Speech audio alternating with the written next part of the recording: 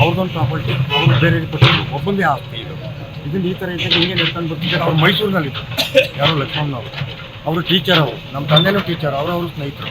ಅವ್ರಿಗೆ ವಯಸ್ಸಾಗಿರೋದ್ರಿಂದ ಇದಕ್ಕೆ ಇದನ್ನು ನೋಡ್ಕೊಳ್ಳೋಕ್ಕೋಸ್ಕರ ನನ್ನನ್ನು ಜೆ ಪಿ ಅವರು 2020ರಲ್ಲಿ ಫಸ್ಟ್ ಟೌನಲ್ಲಿ ಮೈಸೂರು ಸಬ್ ರಿಜಿಸ್ಟ್ರ್ ಆಫೀಸ್ನಲ್ಲಿ ನನಗೆ ಜೆ ಪಿ ಆರ್ಡ್ರ್ ಮಾಡಿದ್ದೆ.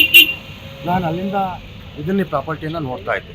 ನೋಡ್ತಿದ್ದಾಗ ಏನಾಯಿತು ಅಂತಂದರೆ, ಇವರು ಏಕಾಏಕಿ ಯಶು ಅವ್ರ ತಾಯಿಯವರು ಇದನ್ನು ಕಾಂಪೌಂಡ್ ಮಾಡಲಿಕ್ಕೆ ಹೊರಟಾಗ ಕಾಂಪೌಂಡ್ ಹಾಕೋ ದಿವಸ ಬಂದು ನಾನು ತಡೆದೆ. ಅವ್ರ ತಂದೆ ಇದ್ದಾಗ ನಮ್ಮ ಪ್ರಾಪರ್ಟಿಗೆ ನೀವು ಯಾಕೆ ಆಗ್ತಿದ್ದೀರಿ ಅನ್ನೋದು, ನಿಮ್ಮ ಹತ್ರ ಏನು ದಾಖಲಾತಿ ಇದೆ ಕೊಡಿ ಅಂತ ನಾನು ಕೇಳಿದೆ. ಅವ್ರೇನು ಕೊಡಲಿಲ್ಲ.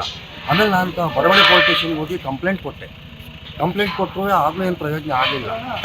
ಸಬ್ ಇನ್ಸ್ಪೆಕ್ಟ್ರು ಆಯಿತು ಹೋಗೋಣ ಅಂತ ಅಂದರು. ಯಾರು ಕಾಂಪೌಂಡ್ ಮಾಡದೇ ಇರೋರು ಅಂತ ಕೇಳಿದಾಗ ಇಂಥವ್ರು ಅಂತ ಹೇಳಿದಾಗ ಅವ್ರ ನಂಬರನ್ನು ಕೊಟ್ಟಾಗ ಅವ್ರೇನು ಮಾತಾಡಿದ್ರು, ಅವ್ರು ಸುಮ್ಮನಾದರು. ಅದಕ್ಕೆ ಅವ್ರೇನು ಮಾಡಿದ್ರು, ದೇವರಾಜ್ ಅವರೇ ನೀವು ಒಂದು ಕೆಲಸ ಮಾಡಿ ಕೋರ್ಟಿಗೆ ಹೋಗಿ ಕೋರ್ಟಿಂದ ಆದೇಶ ಮಾಡಿಸ್ಕೊಬನ್ನಿ ಅಂತ. 2020ರಿಂದ ನಾವು ಕೋರ್ಟಿಗೆ ಹೋಗಿ 2020ರಿಂದ ಕೋರ್ಟಿಗೆ ಹೋಗಿ ನ್ಯಾಯಾಲಯಕ್ಕೆ ಅವರು ಯಾವುದೇ ದಾಖಲಾತಿಗಳನ್ನು ಒದಗಿಸಲಿಕ್ಕಾಗಲಿಲ್ಲ.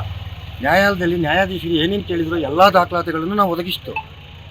ಆ ಆಧಾರದ ಮೇಲೆ ಈಗ ನಮಗೆ ಪ್ರಾಪರ್ಟಿಯನ್ನು ನಮ್ಮ ಇದಕ್ಕೆ ಕೋರ್ಟ್ ಆದೇಶ ಆಗಿದೆ. ಇದು ಸರ್, ಇದೆಲ್ಲ ಆದಮೇಲೆ ಮತ್ತೆ ನಾವು ಮಾನವೀಯತೆಯ ದೃಷ್ಟಿಯಿಂದ ಅವರು ಒಂದು ಮೀಟಿಂಗ್ ಕರೀಲಿಕ್ಕೆ ಅಂತ ವಿಷಯನೂ ತಿಳಿಸ್ತು. ಬರ್ತೀವಿ ಅಂತ ಅಂದರು, ಅವ್ರು ಬರಲಿಲ್ಲ.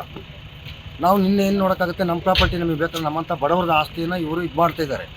ಅದನ್ನು ಯಾರು ಕಾಂಪೌಂಡ್ ಕಟ್ಟಿದ್ದಾರೆ? ಕಾಂಪೌಂಡ್ ಕಟ್ಟಿದವರು ಯಶು ಅವ್ರ ತಾಯಿ.